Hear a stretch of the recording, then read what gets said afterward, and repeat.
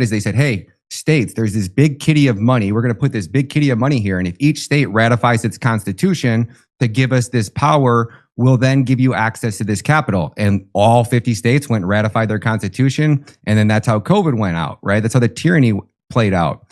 In 1997, Bill Clinton passed the ASFA Act, which created this big kitty of money, and that incentivizes the states. Each state had to ratify their constitution to create their version of CPS. They have CPS, DCF, DCHS. So when I say CPS, I'm kind of blanket stating that for all of these government agencies.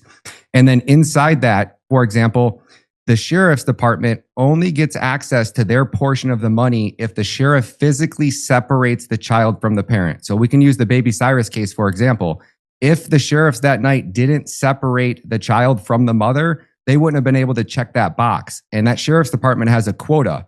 And once they hit that quota, then they have access to that capital of money. And that's just the sheriffs. You have the doctors, you have the welfare, you have the parents.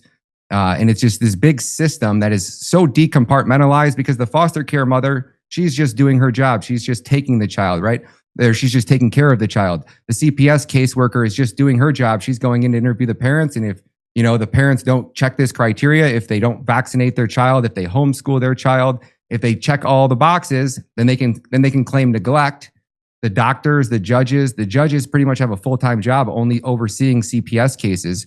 And this system is just so decompartmentalized that each person plays a role, kind of like we've seen with the trafficking of the migrant children during the Biden administration, right? Like Border Patrol was just receiving the child. The NGO was just moving the child over to HHS. HHS was just vetting the sponsor. Then the NGO was just delivering the child to the sponsor, if you will. So each person played a role, but until you step back and see in the entire big picture, you didn't realize that our government was running this massive child trafficking operation.